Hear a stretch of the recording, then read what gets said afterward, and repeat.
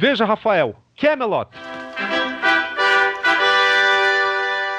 Camelot. Camelot. Camelot. É só o gibi.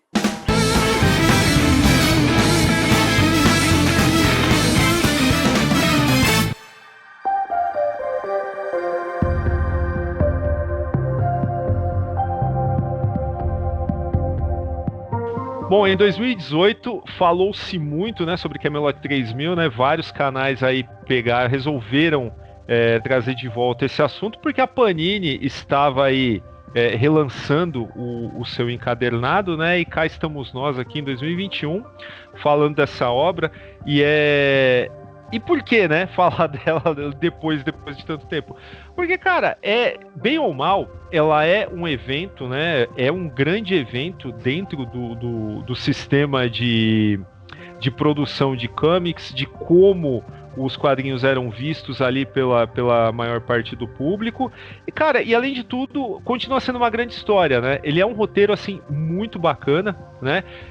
Raramente a gente fala de coisas da DC antes da invasão britânica, no caso, né? A gente já falou acho que do Lanterna e o Arqueiro Verde pelo Daniel New e Neil Adams, mas aqui Camelot 3000, ela é um caso muito à parte, né? Porque ela começa em 82, um pouquinho antes ali da invasão britânica. Não é de autoria de um roteirista britânico, né? Afinal de contas, o Mike Barr é um estadunidense. Mas tem aí uma colaboração transatlântica, né, com o Brian Boland se estabelecendo ali nos quadrinhos norte-americanos, que também gera algumas complicações aí no meio da produção da história que a gente vai comentar depois. Mas, cara, de um jeito ou de outro também, para quem lia quadrinhos, não só nos Estados Unidos, no momento em que pega, né, até o próprio conceito de maxi-série, né, porque ela saiu em 12 números, né.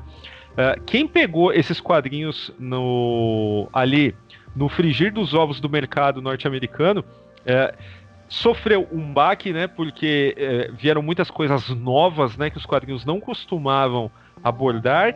E para o leitor brasileiro também acho que foi a mesma coisa, né? Embora ela tenha saído em formatinho aqui, assim, na sua estreia. Pegou a galera de surpresa também, né? Apesar de todas os picotes, as rediagramações, os cortes, mas isso também é um assunto para lá na frente no programa, né? O que é importante para o amigo espectador saber sobre o Camelot 3000 assim, primeiro vamos à sinopse, né? A gente está falando de uma história que conta o redespertar do rei Arthur no ano 3000, né? Daí o nome. E nesse futuro, ele reencontra os seus cavaleiros da Távola Redonda reencarnados em pessoas daquele mundo. E é um elenco, é um plantel, no mínimo, bastante diverso, né? A gente fala tanto da questão da diversidade hoje, mas a abordagem do Barr foi muito interessante, porque ele trouxe um homem japonês, ele trouxe um homem negro, trouxe, inclusive, né, para todos os efeitos, além de mulheres que a gente tem lá, a Guinevere, a gente tem a Isolda, e a gente também tem uma pessoa transgênero, que mesmo em 1982, ainda era um pioneirismo, né? De fato não era comum você ver esse tipo de coisa. E, curiosamente, durante a narrativa é abordado de uma forma até sensível, né? Sim. Mas, continuando a sinopse, o que a gente conhece é um mundo que está sendo invadido por uma raça de seres reptilianos, porque clichês, né? E esses reptilianos vêm do 10º planeta após Plutão, que é um mundo que até então era desconhecido e tudo mais. No meio do caminho a gente descobre que quem escravizou aquela raça de seres reptilianos foi ninguém menos que Morgana Le Fay, a eterna inimiga de Merlin, e agora ela está atacando a Terra, inclusive com a anuência, assim, sem entrar em muitos detalhes, do filho dela, que agora também, reencarnado no ano 3000, é ninguém menos do que o chefe das Nações Unidas. Nesse mundo, a Inglaterra tornou-se novamente a maior potência do mundo, era o grande país da Terra, e exatamente por isso também era o grande alvo desse ataque alienígena. Aí confirma-se a lenda, a grande lenda, né, o resgate da lenda arturiana, que diz que quando a Inglaterra passasse pelo seu período mais difícil, pelo seu período de maior perigo, o rei Arthur iria voltar para salvá-la, e é exatamente o que acontece, só não exatamente como a gente esperava, que é a grande perversão do Mike Barr. O Mike Barr, ele não é um grande escritor.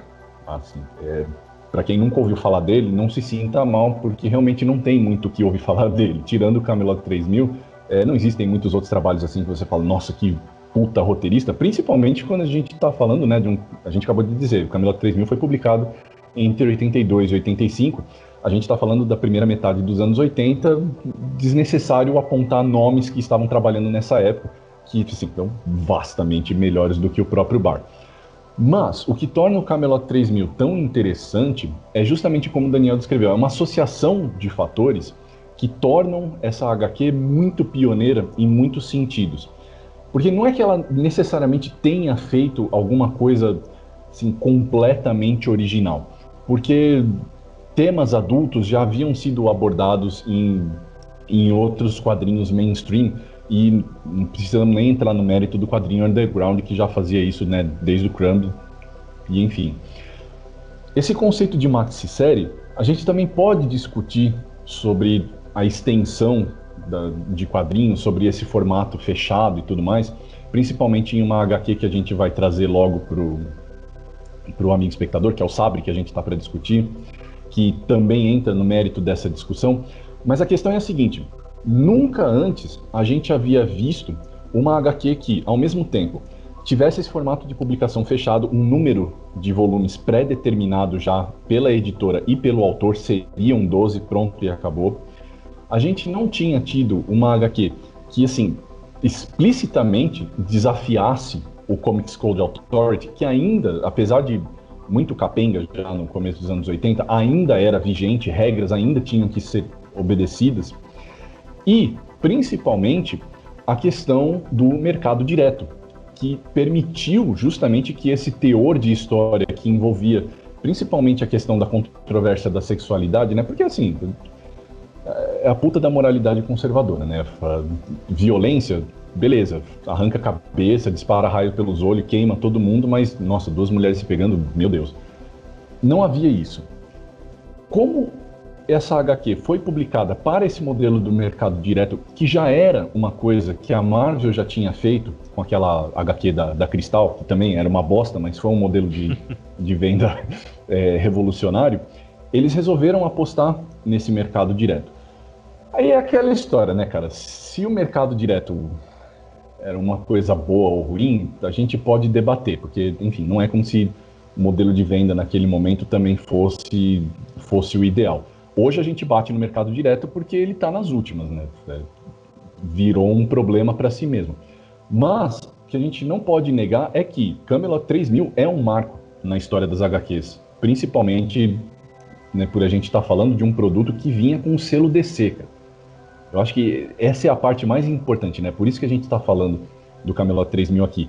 Porque se falar de, sabe, questões controversas de sexualidade num zine underground que era vendido na porta de faculdade para os teus amigos chapado, qualquer idiota faz isso. Você conseguir botar uma coisa dessas com o selo DC, sabe, com a marca DC, foi muito foda da parte do Barr. Foi uma coisa assim, que a gente não esperava de um autor justamente que não tinha, sabe, uma grande carga naquela época e que também não fez grandes coisas depois. Então, assim, foi uma grande confluência de fatores que fez com que o Barr conseguisse se destacar. É o famoso One Hit Wonder, né? O cara conseguiu revolucionar a história das HQs com uma única obra e também foi a única coisa que ele fez na vida, ao contrário do Bolan, né, que dispensa apresentações. O Bolan já vinha de uma fase ótima, assim, da arte, assim, muito madura no Juiz Dredd, né? E é engraçado, cara, você comentou aí dessa questão, porra, o negócio que vem com o selo da DC e tal. Realmente, cara, se a gente parar pra pensar, mesmo no mercado direto, tinha uma porrada de moleque que, sei lá, ia com o pai, ia com a mãe, comprava uma pilha de gibis lá, ia pra casa e tal, e não estava preparado pra isso, e isso é explicitamente comentado pelo Barr até hoje em dia, sobre as cartas que ele recebia de pessoas confusas a respeito do que estava acontecendo naquela história, porque, cara, e eu imagino também, cara, eu não me lembro se ele comentou sobre isso, mas imagino que uma grande parcela do público também se sentiu finalmente representada ali, né? Ainda que fosse um esforço assim, isolado naquele momento, né? Mas, de uma forma ou de outra, aconteceu. O engraçado é que a gente sempre lembra da DC, costuma lembrar desse recorte aí oitentista da DC e falar que, isso não é uma fala minha, tá? É o que eu costumo ouvir por aí. Porque a DC sempre usou mais, a Marvel não sei o que lá e tal. Nos anos 80, talvez, mas nesse momento aqui, a Marvel também já tinha lançado a Epic, né? E já tinha tido aquela fase gloriosa dos magazines em PB, cara, que a gente tem, assim, histórias do outro lado da meia-noite sobre essa fase da Marvel, tá? Quem não conhece, porra, vá atrás, porque ali saíram HQs maravilhosas também e, assim, muito longe de serem taxadas de infantis ou mesmo juvenis. O Barr, ele começa a desenvolver o Camelot 3000 em 75, e o estalo foi um curso que ele vinha fazendo de literatura arturiana, e aí ele resolveu fazer essa mistura esperta aí de estética medieval e temática medieval com ficção científica e tal, e isso tanto conceitualmente quanto visualmente deu muito certo na HQ, mas o engraçado é que ele mandou isso para DC, né? E a DC rejeitou. Aí ele foi parar lá na Marvel, justamente nessa fase dos magazines em PB, que aceitou publicar a história, depois voltou atrás, e aí a mesma DC, tipo, pega, e aí é onde a gente tem que falar assim, pô, os editores da DC nos anos 80, eles merecem, assim, todo o nosso respeito, porque eles possibilitaram esse tipo de ousadia nas HQs até então, né? No caso, acho que o editor do Camelot 3000 foi o Len Wein também, né? Foi editor do Watchmen também até determinado número. É um cara que, assim, é um nome super importante para os quadrinhos, não tenho o que falar. Agora, é claro, né? Você tem aí um estadunidense de Ohio falando sobre lendas arturianas, nada mais natural do que você chamar um inglês para fazer o contraponto ali, só que chamaram um inglês que era, assim, muito conhecido pela sua por ser autocrático em relação à sua arte, né? Ele não gostava que outras pessoas arte finalizassem seu trabalho, mas, né, naquele caso não tinha outro jeito. E a colaboração transatlântica, né, porque naquela época, óbvio, não tinha internet para os caras ficarem batendo bola, tudo era por carta. A única forma de não haver confusões entre roteirista e entre desenhista era o Barr mandar os seus roteiros no esquema de full script, né? Ele detalhou exatamente tudo que ele queria ali. E enfim, a HQ também é pioneira num estilo de linha de produção em que tentou se dispensar a arte final também, né? Fazer a impressão direto no lápis, o que os processos gráficos da época não davam conta, né? Se eu não me engano, acho que somente as duas primeiras páginas do capítulo 2 de Camelot 3000 que são feitas nesse esquema. As outras, elas são arte finalizadas de forma tradicional. Mas qual era a questão também? Isso cabe falar de uma parte técnica, de uma particularidade também que as pessoas costumam deixar para lá. Para que o processo gráfico talvez desse conta de imprimir somente o lápis da página original, o grau de detalhamento pedido para o desenhista era muito maior e muito mais trabalhoso do que se ele mesmo ou outra pessoa passassem o nanquim ali no lápis, né? Então isso acabou sendo deixado de lado, mas todo esse detalhismo do Bolan, ele cobrou um preço, né? O último número de Camelot 3000, bom, não à toa, né? Ela demorou aí mais de 3 anos para se completar. E o último número demorou 9 meses para ser desenhado, né? E tudo isso a gente vê nas páginas, né, cara? Às vezes uma coisa você falar, porra, atrasou All Star Batman e Robin, né? Que é o Jim Lee e o Frank Miller. E aí você pega as páginas e você fala, caralho, mas atrasou por quê, né? E quando você pega Camelot 3000, mesmo hoje, cara, assim, você pega, você vê aonde foi o esforço do cara. Foi super, super, ou melhor, o leitor foi super recompensado por essa espera. E eu acho, cara, que ela funciona muito bem, muito melhor no caso, como um volume encadernado do que como fascículos, né? Eu acho que ela tem um dinamismo muito bacana, apesar dos maneirismos da época, né? Balão de pensamento e tal. Mas ela funciona muito bem encadernada, né? Diferente de algumas coisas da Marvel, ou o próprio Dreadstar, que a gente comentou aqui, que você pega no encadernado, todo começo de capítulo tem uma recapitulação de tudo que tem atrás, né? Aqui isso não acontece, e fora, aqui a gente não precisa nem comentar as grandes sacadas narrativas que existem, né? Principalmente a cena que a história ela é muito catártica, né? A cena que o Arthur retira a Excalibur da pedra, ela é tanto catártica no texto quanto no visual, né? Continua funcionando muito bem, continua sendo assim, sabe? E fora o desenvolvimento dos personagens também, eu acho que merece assim todos os nossos comentários elogiosos, porque cada um realmente parece um ser autônomo, né? As pessoas parecem reais, Não. de fato.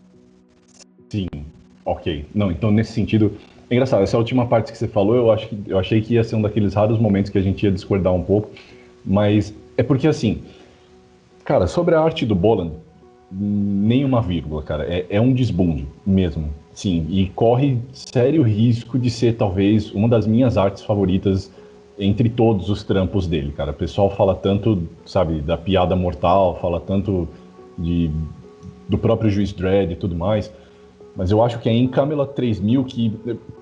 Porque a narrativa permite isso. Porque é um bagulho muito louco, entendeu? Você tem tudo, você tem elementos medievais, futuristas, você tem realmente um trabalho, como você acabou de falar, de design dos personagens, assim, de tornar cada um deles muito particular, que o Boland faz muito bem, ele dá essa personalização para cada um muito bem. E, assim, é um negócio que não possui referencial, né? Tipo um Batman e um Coringa, um bagulho sendo criado do zero. Então, assim, ele sabe dosar, por exemplo, a reconstituição da figura clássica de um Arthur, que você bate o olho e você fala, tá, ok, beleza, é o Rei Arthur, é uma versão sci-fi do Arthur. Mas a maneira como, por exemplo, ele trabalha o conceito dos Neo-Man lá que o Percival é um desses. Para o amigo espectador, eu não mencionei isso na sinopse, mas os exércitos da Terra, uma parte deles são formados por seres humanos que são tornados monstruosidades para lutar contra os alienígenas, que são chamados Neo-Man. E o Percival reencarna em um desses, o Sir Percival, né? Então, assim, o Boland tem muito espaço para, sabe, usar todo o potencial da arte dele, e ele usa. Então, realmente, assim, tem umas splash pages, cara, que é aquele velho argumento que eu uso, cara, dá pra você tirar ali da HQ, enquadrar e botar na parede de tão lindas que elas são. É realmente incrível. É o tipo de coisa que, sabe, a gente vive falando, por exemplo, de outro cara assim, o Brian Hitch, é o tipo de coisa que vale a pena esperar, sabe, velho? Você vai receber um negócio que é muito acima da média, eu prefiro 10 vezes mais esperar 9 meses para receber uma edição dessas de um Brian Boland do que ficar comprando uma por semana de uma daquelas tralhas que o Humberto Ramos faz, tipo aquela do Wolverine, entendeu? Qualquer bosta dessa. Vale muito mais a pena. Só um complemento aí ao que você acabou de falar. Todo esse esforço também é fruto do cara não gostar que outras pessoas finalizassem o trabalho dele e ele detalhar ao máximo para não dar espaço pro cara do Nanquim viajar, né? Isso é uma coisa assim que eu entendo de verdade o Boland, velho, porque, na boa, a gente sabe que naquela época, né, até hoje, como as coisas são feitas a toque de caixa nas grandes, você acaba entregando coisa, deixando muito espaço para o arte finalista reinterpretar uma série de coisas. E, não é sempre que você vai conseguir um arte finalista do nível do artista. E, cara, principalmente para os leigos que leem quadrinhos, que não entendem tão bem o que o arte finalista faz, às vezes o cara vai lá, caga a arte do sujeito e botam na conta do artista, né? Porque, enfim, o cara não sabe a diferença de um do outro. Então eu entendo o Boland nesse sentido. Embora eu não seja um desenhista, entendendo o processo de quadrinhos, eu entendo que ele se sinta assim. Agora, sobre a narrativa, cara, eu já acho eu tenho sentimentos divididos, na verdade, porque, embora Camelot 3000 tenha tido esse mérito de ser uma maxi-série, de você ter tido a oportunidade da editora de expandir a sua história, eu acho que ela não deveria ter terminado em 12 volumes, porque tem muita coisa ali que para mim parece meio apressado. Tem núcleos que tem saltos muito curtos de tempo de uma coisa para outra, e isso atrapalha alguns conceitos sendo desenvolvidos, principalmente os núcleos mais tensos, que são o triângulo amoroso entre o Arthur, a Guinevere e o Lancelot, que muitas coisas acontecem num espaço muito curto de tempo e algumas coisas parecem pouco críveis, né? Com o perdão, eu vou entrar num micro spoiler aqui, mas quem conhece as lendas arturianas sabe que há um momento em que Lancelot e Guinevere acabam traindo o Arthur e tudo mais, com o relacionamento entre eles, e isso também é adaptado em Camelot 3000.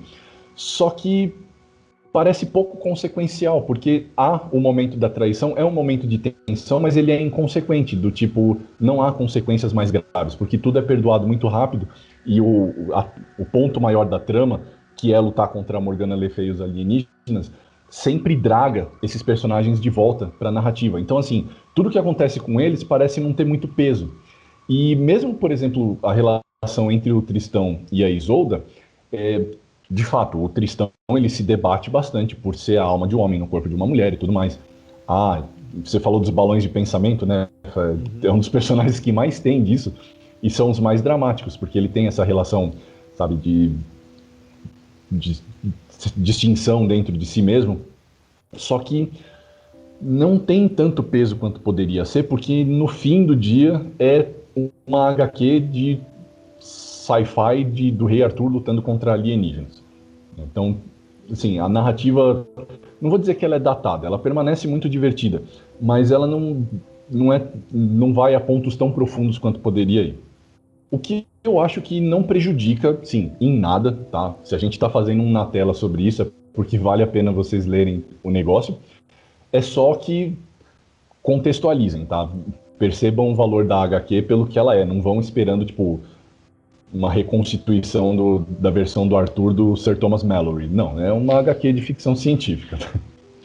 Não, mas o bacana é que, assim, o roteiro, pelo menos, ele é esperto, dentro de tudo que você espera, porque é óbvio, né, que alguém que já conheça, mesmo que de longe o ciclo arturiano, ele não tem muitas surpresas ao longo dessa história, né? Então, eu acho que também o Barr ele nem tentou fazer algum tipo de virada muito dramática em cima desses acontecimentos mais telegrafados, justamente por isso, né? Porque um monte de gente já esperava o que aconteceria dali. Por outro lado, ele tem a esperteza de criar um personagem de fora para integrar esse núcleo principal, que funciona como os olhos, né, e a representação do leitor ali no meio, que eu acho que funciona bem pra caramba, porque ele coloca assim um cara que entra de gaiato na história, e ele vai crescendo até o quase dei spoiler, mas enfim, vai crescendo ali dentro da narrativa e ali no olho do furacão, né? Acho que a cadeia de relacionamentos e de acontecimentos em torno desse protagonista, ela tá bem resolvida. Essa é uma das coisas que me faz gostar dessa HQ e, sabe, me faz ter vontade de reler vez por outra, né? Claro que a arte do Bolan, ela ajuda demais, né? Mas eu continuo achando um roteiro, assim, acima da média, não só da sua época, mas acho que num olhar geral sobre os quadrinhos estadunidenses, cara. Não, se a gente for pegar das grandes, né, da DC e da Marvel, com certeza se sobressai. Bom, e até por todo esse teor adulto que a história carregou, aí pegou todo mundo de surpresa, conforme eu falei, não só nos Estados Unidos, como aqui no Brasil também. É óbvio, né, que num contexto do famigerado formatinho da Abril, ia acontecer algum corte, alguma rediagramação e tal. Inclusive, para quem tiver a fim de saber mais, não só sobre essa questão do Camelot 3000, que está referenciada aqui no livro Império dos Gibis, né, que é bem legal, a gente recomenda muito. Talvez a gente faça um conteúdo sobre esse livro aí no futuro próximo, mas aqui vocês vão encontrar assim assim, exemplos claros envolvendo o Camelot 3000 nesse lance de corte de página, rediagramação e tal, como outros até mais famosos do que ele, como a Guerras Secretas também, mas é que Guerras Secretas o motivo era outro, né? Mas Camelot 3000 ele sofreu justamente por conta das suas qualidades pioneiras e transgressoras, né? Então, por isso que é importante a gente falar desses cortes em particular, porque assim, nos anos 80 ela foi publicada 2 vezes. Ela foi publicada primeiro pela Abril, quase ali, não exatamente junto, mas muito próximo, o que era raro na época, era uma coisa rara, havia um delay grande de material chegando da gringa para cá. Camelot 3000 não foi um caso. Só que a gente está falando de antes de 1985, ou seja, a gente ainda estava sob o jugo da ditadura. E é no mínimo, bastante emblemático, bastante sintomático que de todos os possíveis momentos que pudessem ser cortados da HQ, aqueles envolvendo as passagens controversas de sexualidade tenham sido justamente os escolhidos. Então, assim, Camelot 3000 foi vítima de censura, né, quando ela foi publicada aqui pela primeira vez. Porque a gente fala de formatinho, a gente sempre lembra da deformação de grade para poder caber naquele formato de página, sabe, cor trocada, tradução, melhor nem entrar no mérito da tradução, né, os tradutores oráculo daquele período, mas assim, de todas as coisas que poderiam ter sido feitas com Camelot 3000, foram as cenas de sexualidade, ou seja, mais uma daquelas eternas demonstrações de que, né, essa é a moralidade deturpada de Milico, né? Beleza, violência, tortura, desgraça, correndo solta, nenhum problema. 2 mulheres se pegando, não, tá cortado, tá fora. Felizmente, isso não durou tanto, e em 88, já dentro do período da redemocratização, a gente recebeu a versão completa também pela Abril. Aí depois a gente teve, acho que, salvo engano, foram mais 2, né? Uma pela Mitos, que é a que eu ainda tenho aqui, e a Panini republicou recentemente. E, felizmente, tudo na íntegra, né? Apesar da gente estar nesse momento de desgraça sobre o jogo de Milico babaca, a gente ainda consegue ver essas coisas por aí. Caso você não tenha ainda a sua edição de Camelot 3000, não essa, porque essa aqui é a gringa, mas a da Panini de capa dura, a gente tá colocando o link aí na descrição do vídeo. Cara, a impressão é ótima dessas, sabe? O padrão de ruim dos caras continua me surpreendendo, viu? Porque, olha, se o nosso ruim fosse assim, eu não ia reclamar, né? Mas enfim, se você quer a edição da Panini, tá o link aí na descrição do vídeo. Só clicar aí e ajudar a gente pelo link da Amazon. E é isso. Compra que vale a pena, viu? É isso aí, pessoal. Esse foi o nosso programa sobre Camelot 3000, a HQ pioneira sem querer. Procure a gente nas nossas redes sociais, Facebook, Twitter, Instagram, onde a gente é @formiga.elétrica. Entre no nosso site, formigaelétrica.com.br. Se você gostou do programa, tem sugestões, críticas ou qualquer coisa, mande um e-mail para natela@formigaelétrica.com.br. E se você quiser ajudar a gente a continuar produzindo esse tipo de conteúdo, a gente tem uma campanha de financiamento no Apoia-se, apoia.se/formigaelétrica, onde você pode nos ajudar com o que você quiser ou puder. É isso aí, até semana que vem. Tchau! So much rejoicing.